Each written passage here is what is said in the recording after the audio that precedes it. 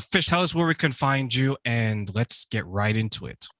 Great. Well, I'm Angie D. Lee. I'm an intimacy coach, aka the intimacy guru. I'm based in Chicago, and I also am an author. I write women's fiction, and I'm a public speaker as well. And so you can find me on Instagram and Facebook at Into Me See Coach. So that's IN the number two MESEECOACH on Instagram and Facebook. I'm also on YouTube under Angie D. Lee. And my website is angiedlee.com. Perfect. So when you talk about intimacy, are there different forms, or is it something specifically that you're helping couples with, or men and women? Yeah, for sure. Yeah, intimacy, when we think about it, a lot of times when people hear the word intimacy, they immediately go to sex. So it's kind of like whenever I'm talking to someone and they're like, oh, what do you do? Or I'm just small talking with people. I always kind of like do this thing where I'm like, so I'm an intimacy coach. And they're like, oh, tell me more.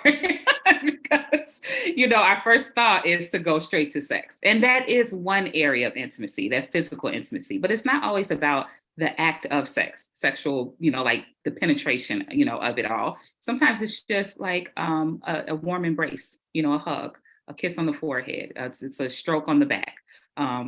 Just rubbing your thigh or your arm or something like that. Just that closeness, that physical closeness is a part of physical intimacy. And then there's also mental intimacy. So that's like that stimulating of the mind. So when we think like sapiosexuals, like people that are very much drawn into someone because of what they're talking about, what their interests are, like just their overall thought process, that can be that mental intimacy that you can connect with another person on. And that doesn't always have to be in a romantic relationship. It can be platonic as well. And then you have emotional intimacy, which is more so about that vulnerability of sharing a little bit more about just your inner thoughts, your feelings, the things that bother you, the things that hurt you, the things that excite you. So that's all of that can kind of be under the umbrella of emotional intimacy.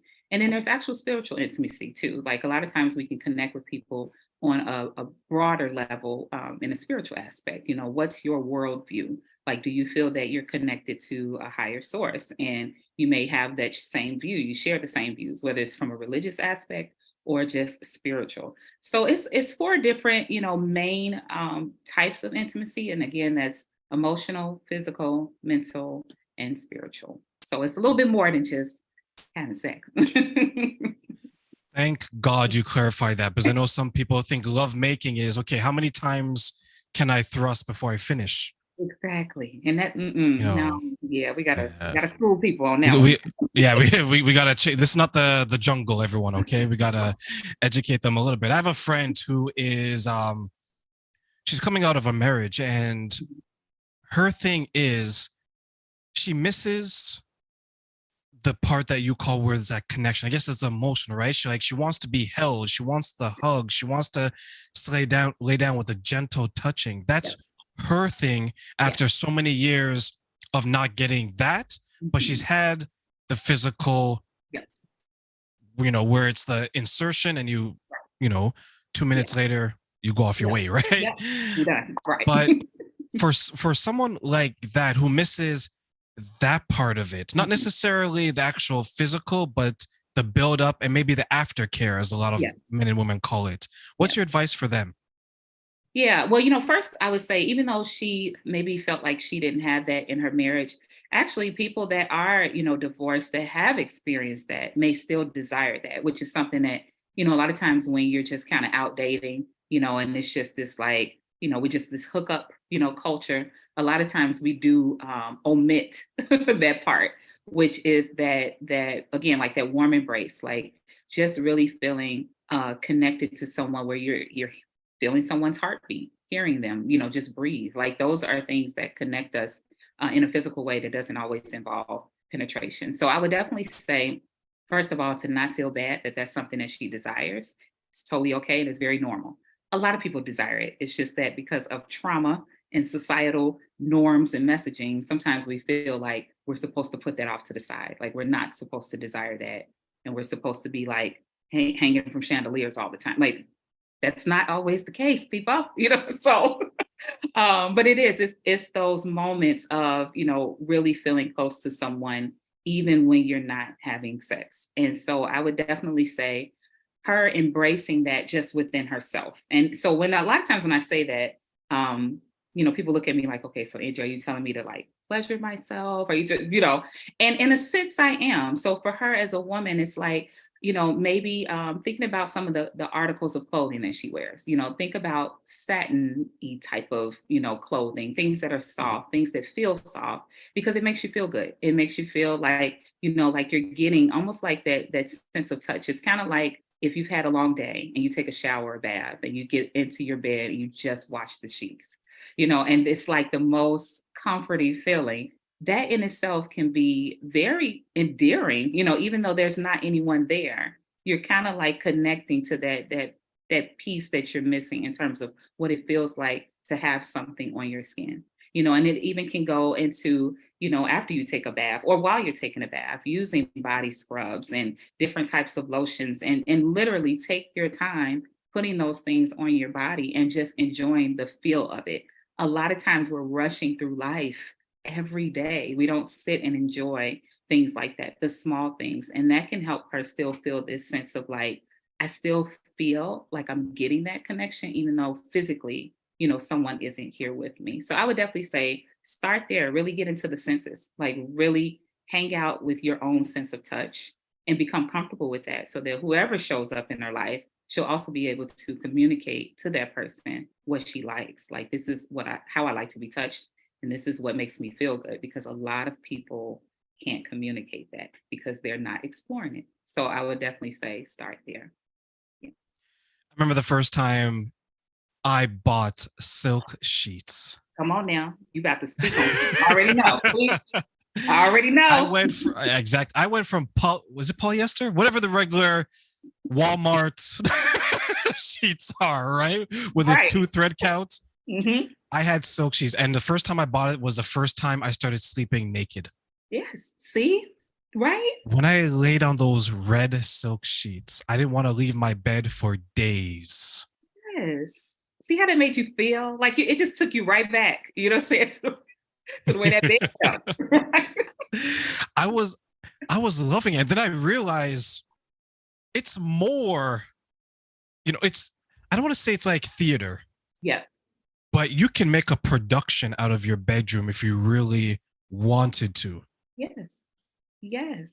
And I love to hear that from a man say that, because a lot of times, men may be, okay, that's what she do. She do that cute little stuff and aromatherapy and candles and stuff. But men can totally embrace that too. It's a very, very good feeling. Yeah. Like you said, I love that. Make a whole production, out of it. It's very enjoyable. Yeah. It is. And I took it for granted a little bit because, like you were saying, maybe like there's a lot of men that think, okay, that's her. So when I go over to her place, that's going to be her setup. Yeah. But I started to enjoy it. I started to love it. Mm-hmm. And I remember I made a joke to someone. I was like, don't mess up my sheets now. You say that good. I like to have fun, but don't mess up them sheets. Yeah. So I had to get like a blanket just to make sure of any nonsense else going on there. But do you find in your dealings that that's more something that women do versus the men, or is it that the person that does do that, they're connected in that bedroom area a lot more than the people who don't? Yes, definitely good questions. I would definitely say yes. I see more women embracing that. And that's just because, again, society teaches women that it's okay to do all the frilly things, right? And everyone gives us a pass for that. Whereas like, men, you rough, tough, you all do these things and, you're not supposed to care about that. And so I do see it a lot more, with women. And then also what you were mentioning too, I do see like when you are connecting with yourself like that and you value and that's a priority in your life to really kind of be in touch with yourself through the senses. Oh, yes, you have a lot more enjoyable sexual experiences because you're in tune and you're in the present moment. And so and when I say being in the present moment, when you're actually engaging in sexual activity, you're focused on not just what I got to do tomorrow, or what happened earlier today. You're like paying attention to the sounds, that you both are making. You're paying attention to the sense of touch. Like, I like the way that feels. You're paying attention to the smells, the natural aroma of being a human being, just I have this joke. My sister and I will say, like, when something smells like man, you're like, that's sexy. When you smell like man, you're like, oh, that's a man smell. You know what I mean? And that could be a turn on. That's what we call like our pheromones. So like when you're paying attention to those things, yeah, you can have definitely more enjoyable sexual experiences, because that's what it's all about. It's about really being there in the present moment with that person and enjoying what they naturally bring in that bedroom, whatever that might be. So yes, I would definitely say if you're setting the stage like that in your room, you're on the right track. What are some of the ways that we can maybe communicate that we want that to our partner by saying, hey, I enjoy this, but I'm a little shy and I don't know how to tell you about it, but you still need that conversation, because if they don't know, they won't ever grasp it, right? Yeah, definitely. And, I always suggest if you're already kind of shy, or a little bit more reserved in that area, start having that conversation prior to being involved in the act. That could really kind of throw off the mood a little bit if you're trying to talk about it then and you don't really know how to express yourself. And then the other person thinks like, am I doing something wrong? Now it's this awkwardness of the whole thing. And so starting it off soon, like, just like even in conversation on a date, an outing, and be playful about it, like something happened to me the other day, or I was put like lying on the bed, like you were saying, with these sheets, and oh, felt so good. I kind of recognized that I like that sense of touch, and so I noticed that I like this when I'm having sex or during foreplay. I like the way that feels, and I want to know what feels good to you. Always bring it back to that other person too. Don't go into it just about what you want, because it's an even exchange. Not only do I want to experience pleasure, but I want to give pleasure. And what I've noticed is that when you're excited about giving pleasure, you know how to receive it as well. And so sometimes people have a hard time talking about it because sometimes they don't even know how to give it to themselves and to others. And so it's good to kind of start that conversation off in a very non-threatening type of setting where you're not in a position where I have to perform, or we're here and we trying to get off and do all of the things. Start that early when you all are just, having some coffee. Make it fun, make it light, and try not to put so much pressure, on yourself, because it's supposed to be enjoyable. It's supposed to be fun, not stressful. You're right. There's some times where you're just like, oh man, it's a job to do this, right? The brothers be trying, they be putting in work. Like I'm trying to, especially if it's your first couple of times, you're like, I'm trying to lay it down so she understands to come back. You know what I mean? But yeah, it's a lot of pressure, that I think more so men tend to put on themselves in that situation more than women. I think again, societal norms has kind of taught women to not really express and to sit back and to just receive. Whereas, men are supposed to just have it together, come in there, perform, make her come 1,000 times over. Can I say that on the pocket? Like, of course, go ahead. Oh, okay. I wasn't sure. I'm just talking. I'm just talking. But anyway, yeah. But like, it's just that pressure of like, okay, I have to be this stallion. Like in the bedroom. When if you're really just in tune with someone, you'll know what to do anyway, because you'll be paying attention through your senses. You'll be paying attention to how they respond to you. So that will tell you what the next step should be based off the movement, the sounds, even the sense, that's coming from a person. But really being in tune kind of teaches you that, And so again, see, this kind of stuff they don't teach in sex ed with kids, do they? No, they just say, this is your body parts, don't do it, or wear a condom, and they send you on your way. But they really should teach people about really being engaged, because that's what makes for more of an enjoyable experience.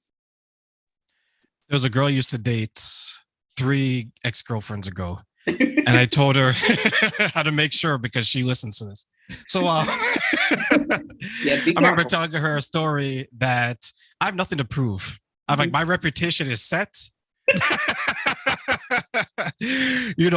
None of that freaky stuff. There's none of that. And she kind of looked at me like, I'm just joking. Like, hold on, player. Yeah. She's like, I'm new. She's like, I don't care about the past. This is the current, right?